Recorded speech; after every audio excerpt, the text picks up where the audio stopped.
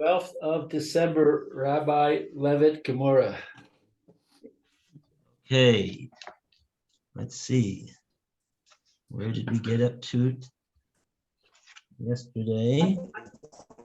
Oh, so we did, we're up to, we did the, this Teda. We read the Teda and we said what it is, but it's still not really 100% clear what the Teda is all about. So that's what we're up to over here, Teda. On 102b, right around the middle of the page over here. I've got it in the 102b3, left-hand column, top. Okay. Maybe we'll try to learn this Teda again. It's in the middle of the short lines. Starts with V'chi Ba'al.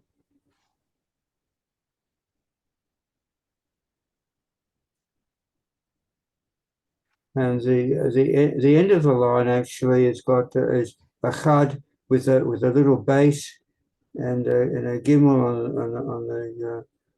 on the top, sort of. Yeah. Oh boy. So you might should be able to see it. Right.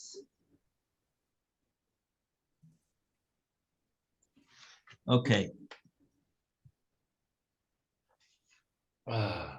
So this is right in the middle of a this cheshbon over here, complicated cheshbon. We'll try it as best as we can. And here we're getting even more deeply involved in this complicated cheshbon with this Teda. Okay. Yes, sirree. Everybody wants to learn Gemora today. This is the Gemora to learn. We got, okay. This is a real Gemora. Wow. Okay, so what can I tell you to get you back into this sugi over here? Wow. I don't even know if I could do that. This is really wow. Let's just try to see what we can get from this Teda. Now, yeah, okay. So, Roy, you want to read the Teda? Okay. I'll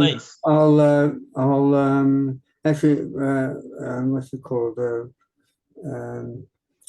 There's a note just before that. Okay. Abahu cites support for his contention, but even if the seller intends to transfer his merchandise specifically to the agent, if the seller intends to transfer his merchandise specifically to the agent, when the agent has followed instructions, the investor whom he represents automatically acquires his portion. Teda, know that this is true. The Tinan, for we learned, for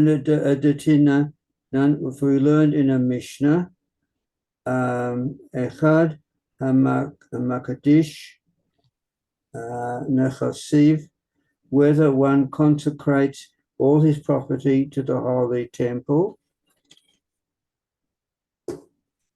The Echad Hama'arich es atzmo, or one makes a vow to donate his erech, value, to the temple. Ein lo bichsus ashto.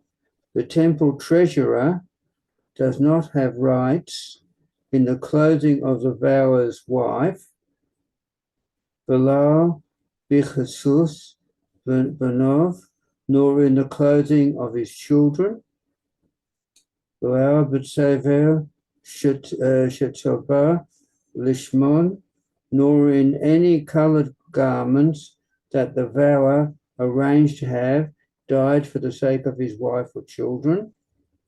Below the son of Lim, Adoshim Shelkos Chon Lishmon, nor in any new shoes that he purchased for their sake.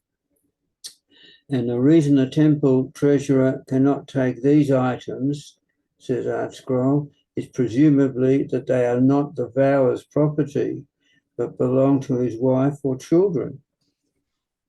V'amai, now according to Rav Shmuel bar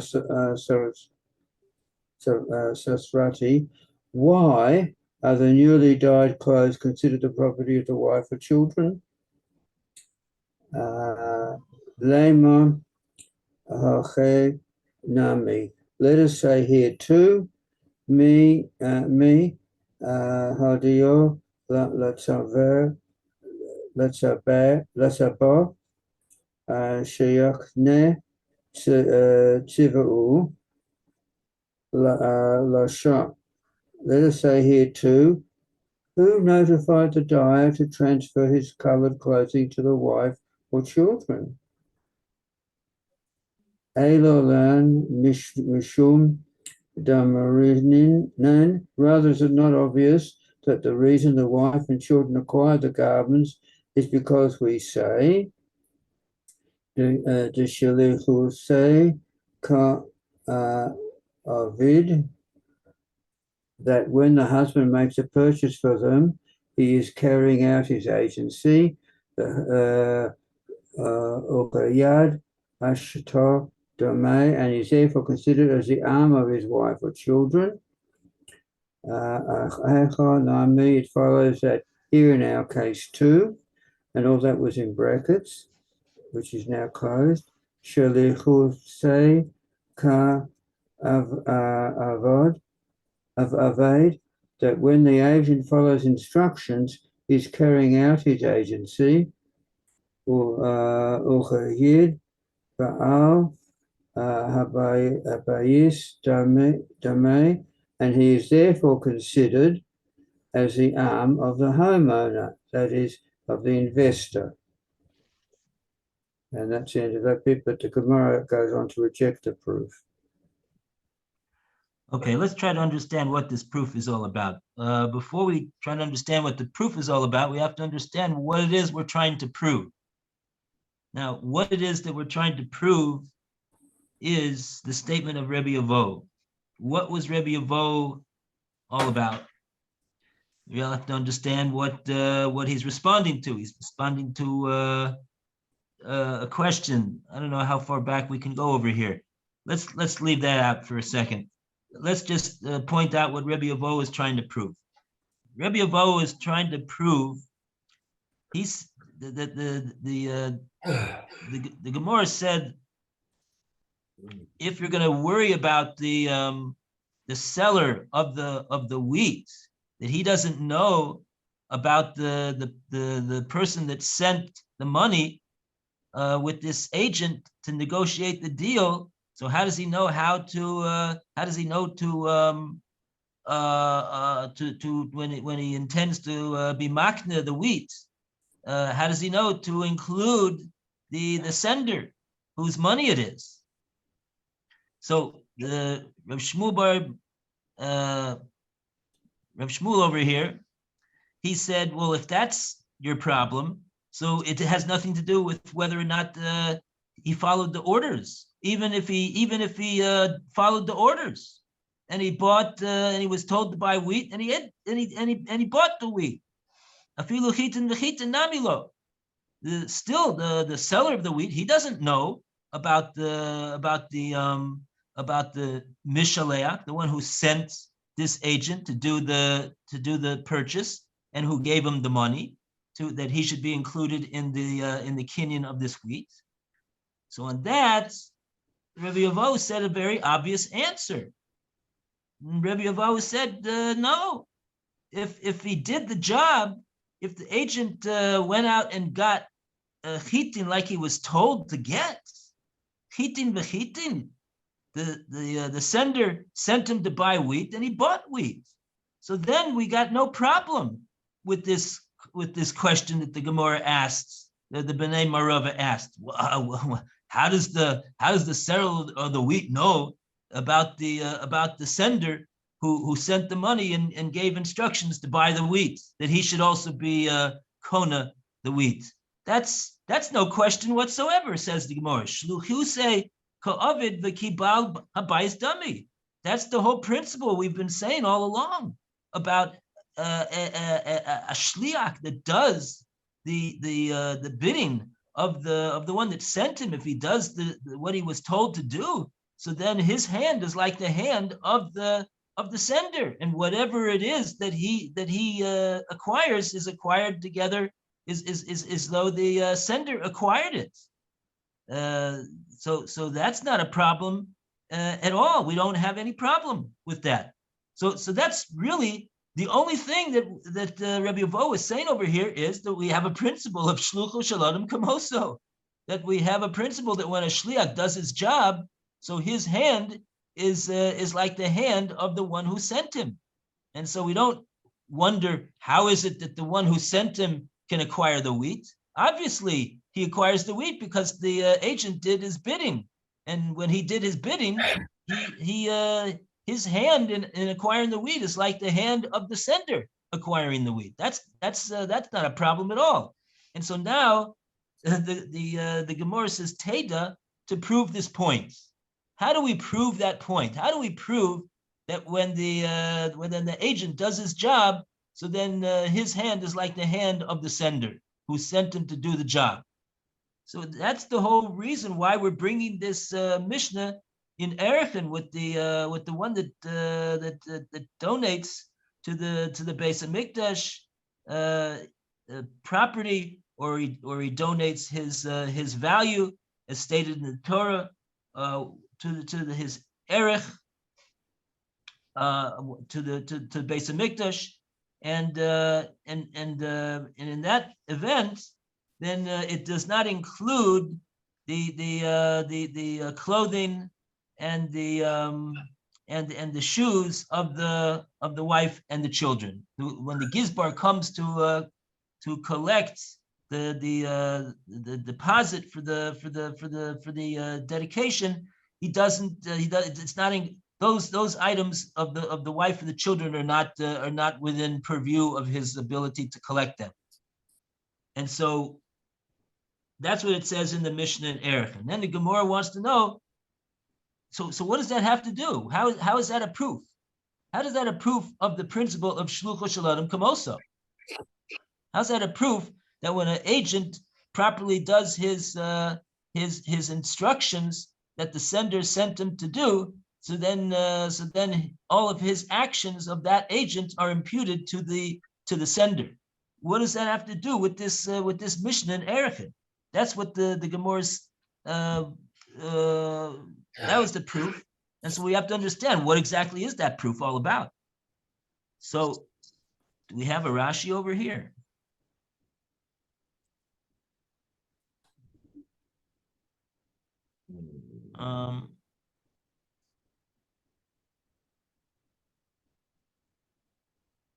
We have one Rashi over here, Ein Lo. Lou, you want to read Ein Lo? It's the Rashi which is after the long Rashi of Mi Hodio, which was the second narrow line on the page. Okay, I see Mi Hodio. Ain Lo. It's not for him. The Gizbar Lo Bichsos uh, emso, lemash kani, lemash kano, bishvil ha'arach v'chein legabe makdish lo havu bichlal nichsim lehakdisho. Okay, so I don't know what Legizbar is. Okay, the Gizbar is the treasurer of the Beis Hamikdash, and he's coming to collect. The Rashi calls it a mashgon, a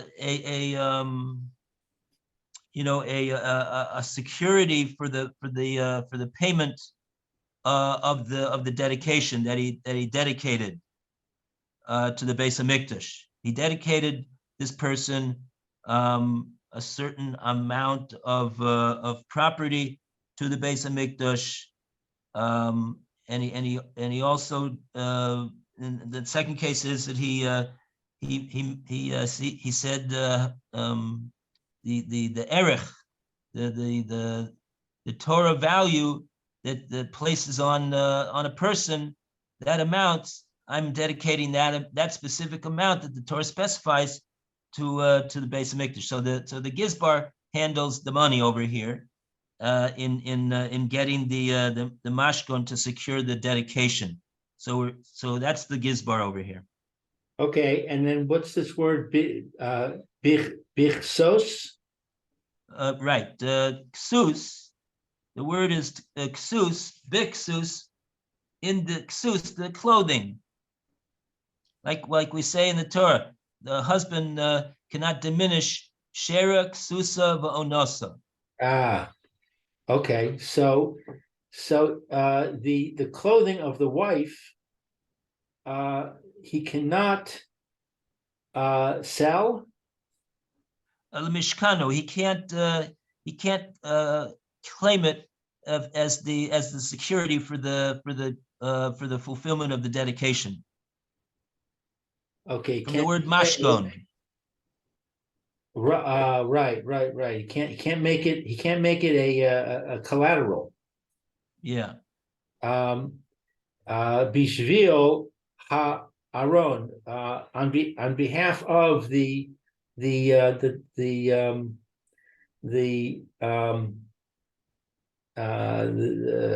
Aaron is the altar. Erech, the Erech is the dedication. Erech. For the Erech, for the value of the husband. V'chein legabe makdish, and therefore similarly, regarding the makdish is the collateral again. Makdish, the one who made the dedication, who dedicated his property to the Beis Hamikdash. He was Makdish. The one who dedicated lo have biklal. He doesn't have it all nichsim le hakdisho. What's nichsim? Nechasim is it's in his properties.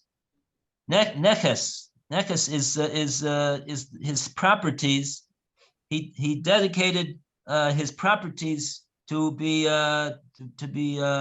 dedicated to for use of the Beis Hamikdash, and so that the dedication, the property which will be dedicated is not will not include the clothing of the wife.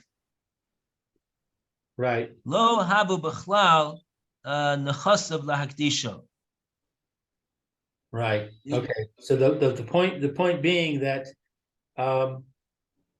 since the husband made the dedication, anything that belongs to the husband is claimable by the treasurer. And so since the clothing is not claimable by the treasurer, it must be that it's not owned by the husband. Right? Okay. It's well, let's not make that jump to say it's not owned by the husband, but let's just say that it's not going to be included in the ability of the gizbar to claim it as a mashkon for the fulfillment of the husband's dedication. Why that is, we're gonna and yeah, why that is that's going to be the subject of the Gemora. So all Rashi is telling us is it's a fact that the treasurer can't claim them. Right, exactly. Okay. And from here, the Gemora is going to deduce a support for the principle that when a shliach does his shlichus, so then his hand is like the hand of the one that sent him.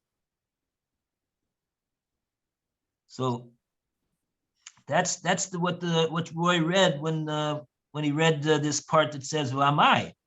Why is it that why is it that the gizbar cannot lay his hands on the ksus ishto banov? How come that wouldn't be within the ability of the gizbar to claim that property to take care of the dedication?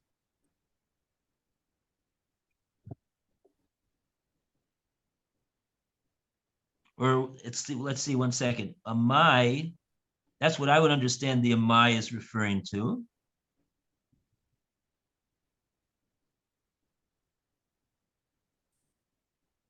Let's see what the Gemara says after the amai. The Gemara expounds upon the amai. The amai is a bit unclear what it is that it's referring to, because the word amai just means why.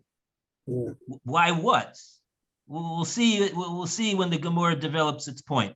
Lema, what should we say? Lema hachanami. Let's say indeed here as well.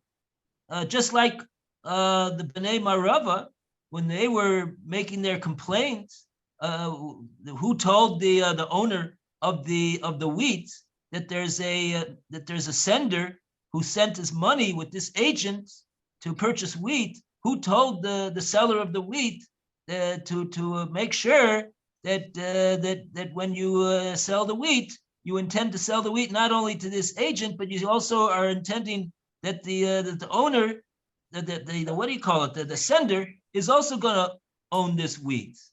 So that's the same sort of thing that's being said over here. Lema hachanami, say here as well. Why shouldn't we say here as well? Mi hodio l'tzaba, who told the dyer sheyakne tzivoy leisha, that when he gives over and causes to acquire his dying,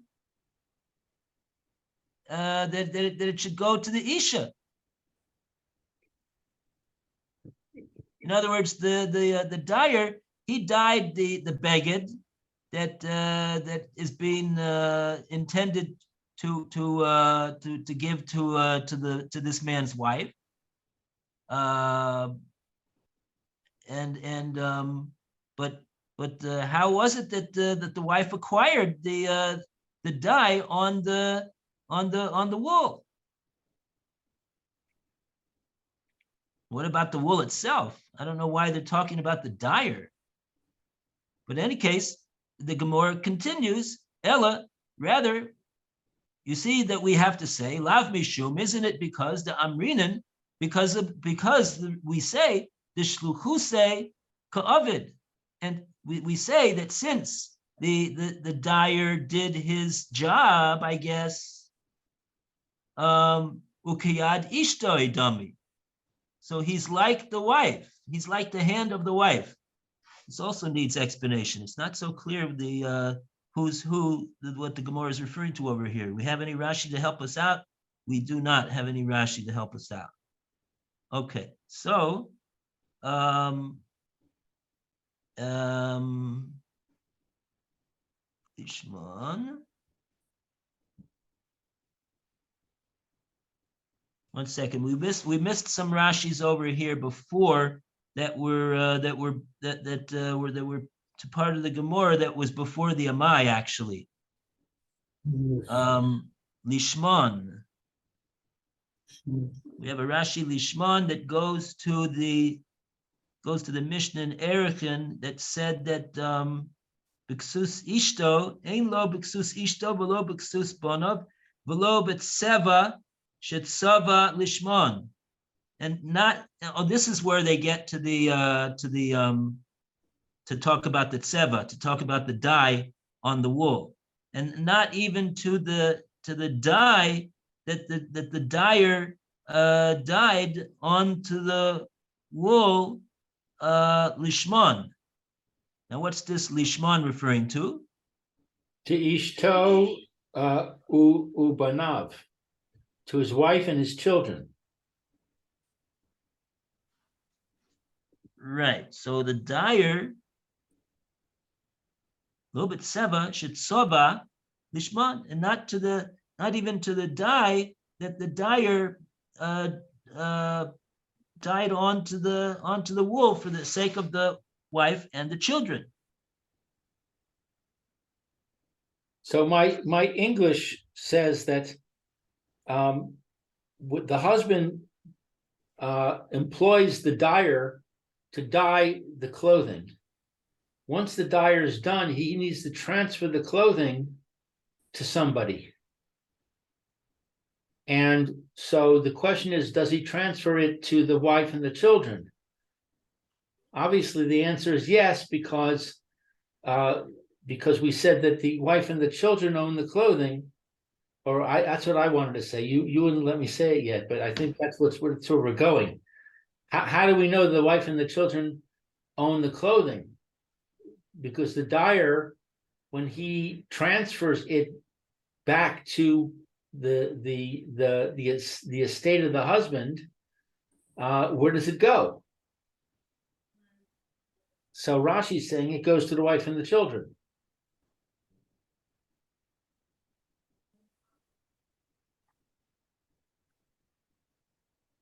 The Mishnah says the Mishnah in Erechin that we're talking about here with the Gizbar, he doesn't have the ability to take the clothing of the wife or the children, and not even the dye on the dyer put on the wool of the clothing that was done lishman, that was done for the and Rashi explains that was for the children and the banim. But okay, so now after that, that was the Mishnah in Erechin. That's what it says, and therefore he doesn't have the ability to do that. The Gizbar, the treasurer, to take those items of the Ksus Ishto, the Ksus Banav. And the Gemora wants to know, am I? Why is that so? Lema, why shouldn't we say, Hachanami? Why shouldn't we also say over here, Mi hodio l'tzaba sheyakne tzivoy leisha? Why we should also say over here, who informed the dyer that he should have special attention in mind, that he should have das to be when he's dyeing the dye onto the clothing, that he intends to cause the isha to acquire the dye on the clothing, because I guess the only one that he dealt with, sounds like, it sounds like the woman was stayed at home, and the husband went to the dyer, and he said, "Here, dye this wool for me. Dye this clothing for me, whatever it is." And so the guy dyed the wool. So, but how does it that it gets to be that it's for the wife? Ella, says the Gemora, lav mishum de amrinen. Is it not because of this principle that shlichuse ka'avid, since the dyer did his shlichus, he faithfully did his shlichus, so therefore ukayad ishtoi dami. It's we have to say that since let's see, they say over here like this. Here, I'll just translate the words, and then you'll see what the problem is. What I'm grappling with over here. The translation of the Gemora's words are, let's say over here also, who told the dyer that he should be that he should cause the wife to acquire the dye on the clothing? Ella, love, isn't it because we say he did her shlichus, ukiyad ishto dami, and so therefore his hand was like the hand of the wife. That's what it says. Wouldn't it be known that if it's clothing, the translation clothing, then obviously it's wife's clothing. The clothing must be of the wife, the clothing must be of the children. So he would know.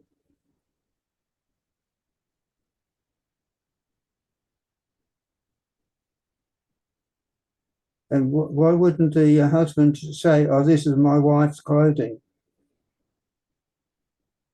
Why does he have to say? Why That's not? what the Gemara wants to know. How does the Gemara doesn't understand like that? The Gemara says, how does the dyer know that he's supposed to dye this wool for the wife? He doesn't know that. If it's wool, he wouldn't know. If it was clothing, he would know. Well, whatever it is, that's the Gemara's question. In other words, the Gemara is saying we do not need to say that the dyer had specific das that he's going to be makne to cause the wife to acquire this. That's just the point. And in spite of the fact that he doesn't need to have that das, nevertheless, we see that since he's doing the shlichus, and maybe perhaps we can even say it's the shlichus of the wife, which I don't understand why it's called the shlichus of the wife, because it's the husband who's doing this, but somehow we're calling it the shlichus of the wife. Therefore, the principle is that the hand of the shliach is like the hand of the one who sent him to do the shlichus. And Hakanami, here too as well, says the Gemara, shluchuse ka'aved b'koyad balabayis dami. So too in the case of the wheat purchase, when the sender sends his agent to go, he says, "Here's the money, and go and negotiate the sale of the wheat." So when he does actually do the shlichus that he's supposed to do, he goes to get the wheat. He buys wheat. He doesn't buy barley. He buys wheat. Now, when he buys wheat, he is doing the shlichus according to all opinions, according to Rabbi Yehuda and Rabbi Meir, of the sender. And if so we don't care whether the seller of the wheat knows about the fact that there is a sender over here, and this person that he's talking to is actually only an agent. We don't care, because the mere fact that the seller is giving it the wheat to this agent, the hand of the agent, because he's an agent, he's doing shlichus, is like the hand of the one who sent him. And that's the proof that shlucho shel adam kamoso, the Gemara is making a proof from this Mishnah in Erechim to the principle of shlucho shel adam kamoso. So when the dyer dyes the wool, he doesn't have to know. He's just like the wheat seller. He doesn't have to know that there's a sender that sent the money, and this person in front of him is only an agent. I mean, he's a partner, but there's another partner. But he doesn't, the wheat merchant, he doesn't have to have in mind that when he's selling this wheat, that it should also be acquired by the other partner. That's the point. That's the point of the words. How does the wheat merchant know to cause the Balabayas to acquire this wheat? He doesn't have to know. It's not necessary, because the hand of the agent who's doing his shlichus faithfully is everything he does is imputed to the